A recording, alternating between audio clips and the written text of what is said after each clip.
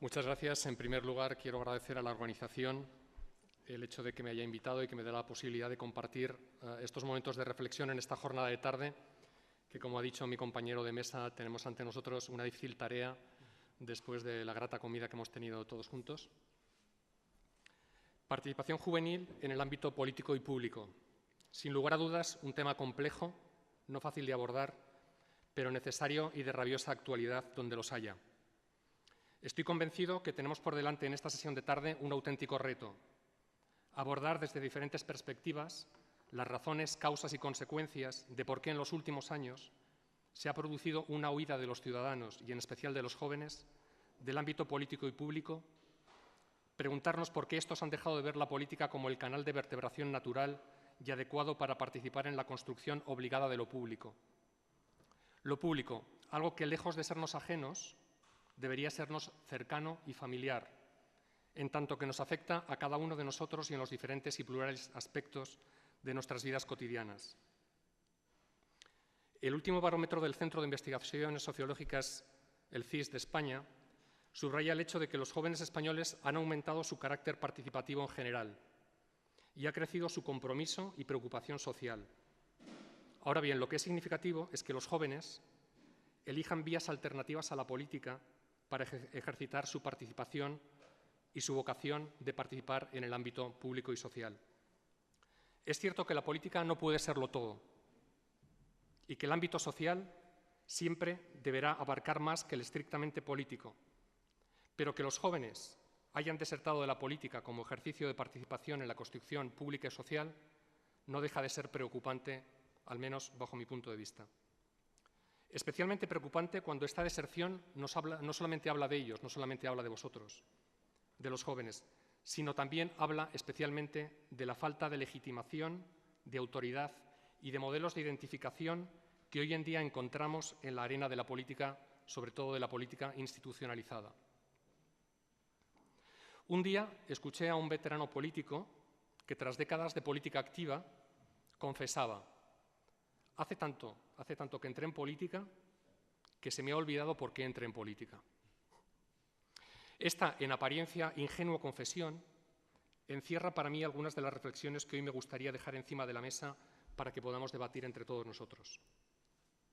En mi opinión, hay que volver a repensar la política y repensarla desde las razones que motivan a todo aquel que por primera vez se acerca a ella, con la autenticidad del que da el primer paso, del que se ilusiona, del que cree, con humildad, en su capacidad de aportar algo, de cambiar ese trocito de su mundo, de su sociedad, de su municipio, de su barrio, de su vida, con la ilusión del que cree que las cosas se pueden mejorar y con el compromiso del que sabe que todos tenemos la obligación de contribuir a ello, a mejorar las cosas.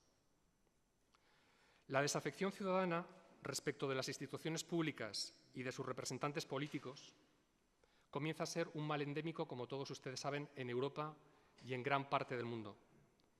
Los ciudadanos, y en especial los jóvenes, han dejado de sentirse representados por los que decimos son sus legítimos representantes y se sienten visceralmente alejados de las instituciones que supuestamente se ocupan y gestionan el ámbito público. El interés común sobre los que los poderes públicos dicen basar su gestión y sus políticas ha perdido para muchos el apelativo de común, y existe una creciente y peligrosa falta de identificación con aquellos que gobiernan y con las políticas públicas implementadas por estos. ¿Qué se está reclamando, por tanto, hoy?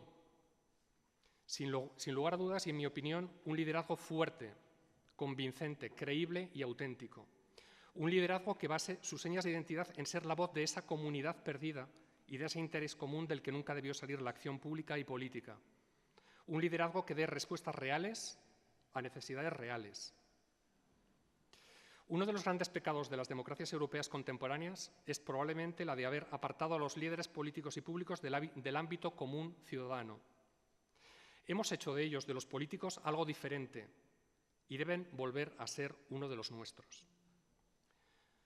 En un reciente libro que compartimos con algunos compañeros, defendíamos la tesis de que el ciudadano ha subcontratado el liderazgo y, haciéndolo, subcontratándolo, ha eludido su responsabilidad y ha subcontratado hasta tal punto ese liderazgo que se ha vuelto líder adicto, Son precisamente las sociedades menos maduras las que son más dependientes de sus líderes, las que más los encumbran, las que más los ensalzan, las que más les otorgan poder, más peso mediático y más relevancia social, las que los hacen más grandes.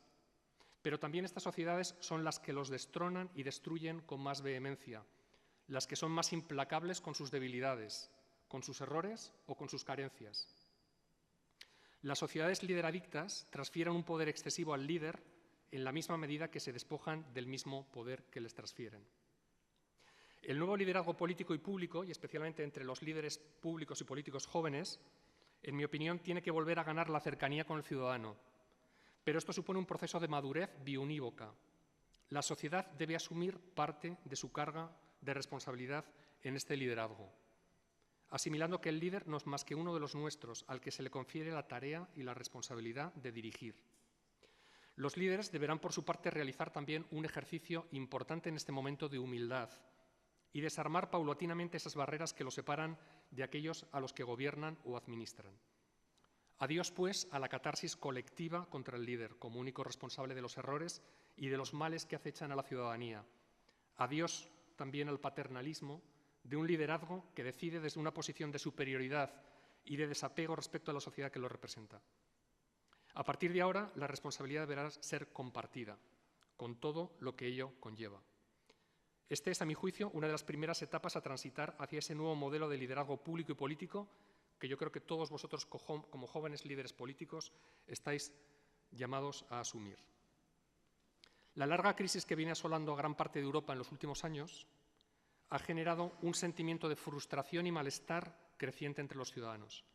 Los políticos y la administración, que sin duda no han sabido estar en muchas ocasiones a la altura de lo que se esperaba de ellos, han sido señalados como los culpables de esta situación. La valoración y la percepción que los ciudadanos tienen de los políticos se encuentra en uno de los momentos más bajos. A ello han contribuido sobremanera los múltiples casos de corrupción que salpican a los diferentes grupos políticos, la notoria búsqueda del interés personal o de partido que se vislumbra en la toma de decisiones, la ineficacia en la gestión pública, con proyectos improductivos, inviables, o la ineficacia de algunas estructuras administrativas que no han sido ser lo suficientemente flexibles o ágiles como para dar respuestas y soluciones para tiempos de crisis complejos. En momentos difíciles, los ciudadanos han buscado un liderazgo fuerte entre sus dirigentes y no lo han encontrado. Pero también es cierto que los mismos ciudadanos que hoy levantan, no sin razón, el dedo acusatorio, son los mismos que hicieron dejación de sus obligaciones de reclamar a sus líderes aquello que hoy se echa en falta.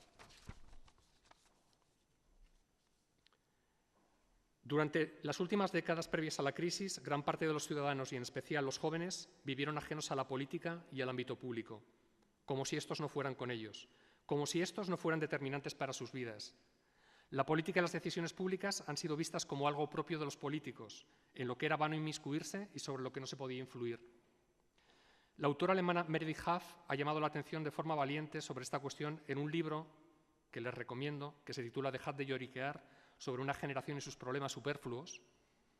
Y en esta obra analiza de manera abierta y sin complejos esa trampa del inmovilismo, la apatía y el derrotismo que atenazó a su generación, la de los jóvenes nacidos en la década de los 80. Una generación altamente cualificada, muy competitiva y pragmática, pero con una preocupante falta de conciencia política y social a la que hay que sumar una importante dosis de precariedad laboral y emocional. Una generación atrapada, como comentaba mi compañero antes, en otro orden de cosas, en la queja que produce la frustración de que las cosas generalmente no son como se espera que fueran, pero que sin embargo no ha sabido verse como parte del problema y la solución y que ha declinado ser autónoma para asumir la responsabilidad de cambiar las cosas. Por otro lado, otro de los factores clave para entender cómo hemos llegado a esta situación es la consolidación de lo que se ha dado en llamar el principio TINA, que acuñó el sociólogo Pierre Bourdieu y que comenzó a ser aplicado en la década de los 80 por Margaret Thatcher. El acrónimo TINA responde a las iniciativas de la expresión en inglés no hay alternativa y representa una de las razones fundamentales del espíritu derrotista al que hemos aludido. Muchas de las decisiones públicas que se han venido tomando a lo largo de las últimas décadas han sido justificadas desde el ámbito político como consecuencia de una realidad macroeconómica, geopolítica o de coyuntura, inamovible, incuestionable y que supera, en muchos casos, la voluntad de los propios líderes que asumen estas mismas decisiones. Durante los difíciles años de esta crisis económica hemos oído cómo diferentes líderes de distintos países europeos y mundiales defienden abiertamente la necesidad de ahondar en la política, de hacer más política, como única solución posible a los problemas que afectan al ciudadano. Frente a sus detractores, frente a los que ponían en cuestión el papel o la necesidad de la política o los políticos, se reivindica más que nunca su urgencia y el concurso necesario de la política. Por un lado, se reclama más política, más liderazgo activo para tomar las decisiones necesarias, para guiar el timón del cambio en la esfera pública y social, pero por otro lado, parece como si estos mismos poderes públicos, a los que se les reclama liderazgo, estuvieran dirigidos, maniatados y controlados por un poder superior que es quien dictara las normas a seguir. Unas normas que, por otro lado, se presentan ante la opinión pública y ante los ciudadanos como inviolables, incuestionables y necesarias, como si de leyes naturales se tratase, como si fueran auténticos dogmas. Ante esta manipulación, el derrotismo y el atrincheramiento en una queja inmovilista ha sido una consecuencia más que previsible. Incluso podríamos ir más lejos y afirmar que ese inmovilismo y ese derrotismo del que veníamos hablando han sido inconscientemente buscados por los mismos poderes que han implantado el principio de no alternativa, el principio al que llamaba Bourdieu Tina. La respuesta ciudadana y juvenil a este argumento no se ha hecho esperar. Si no hay alternativa, si las cosas no pueden ser de otra manera, si la política no puede en ocasiones decidir ni ser decisiva en determinar el orden de las cosas que se desea, entonces la cuestión es clara.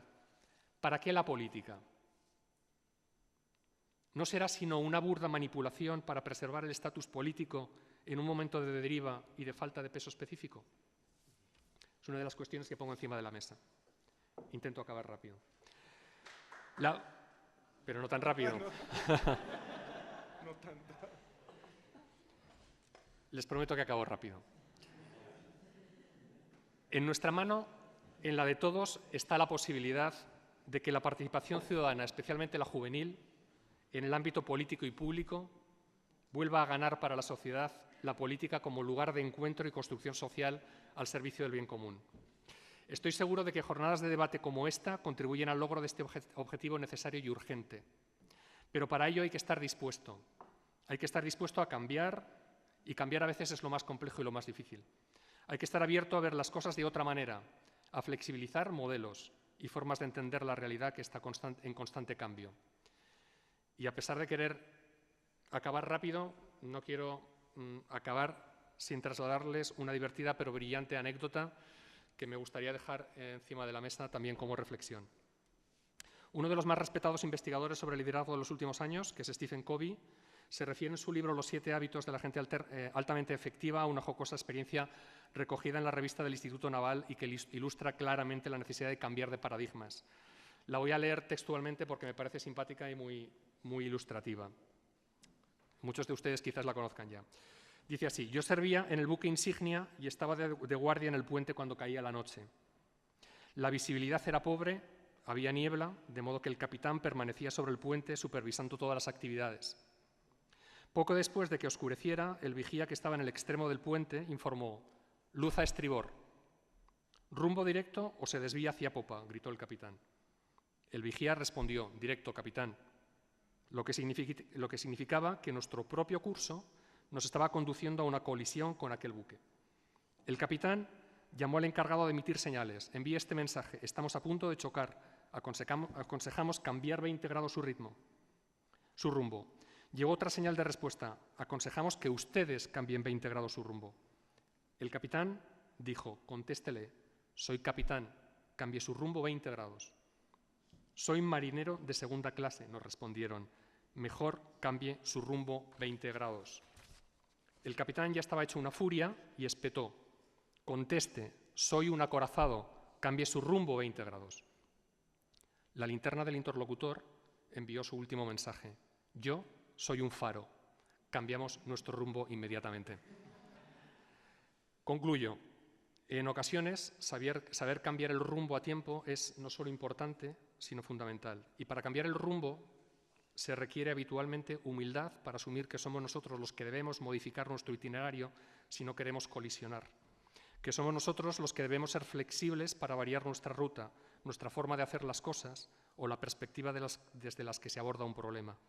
Cambiar de paradigma o de modelo exige, por tanto, humildad, pero también honradez intelectual y amplitud de miras para ser capaz de percibir que los modelos que se habían aplicado hasta el momento con cierto éxito han dejado a veces de ser útiles. Ha llegado el momento de cambiar, y cambiar supone revisar la forma en que se han hecho las cosas hasta el momento y abrirse a la posibilidad de que quizás haya que hacerlo de otra manera. Cambiar de rumbo supone, y siempre supone, salir de la zona de confort, aventurarse fuera del área de seguridad. Y esto no es fácil. Todo cambio produce resistencia en cualquier organización, en las políticas, en las sociales y en el ámbito público e institucional también, o quizás más si me apuran. Así que muchas gracias y suerte en el debate de esta tarde.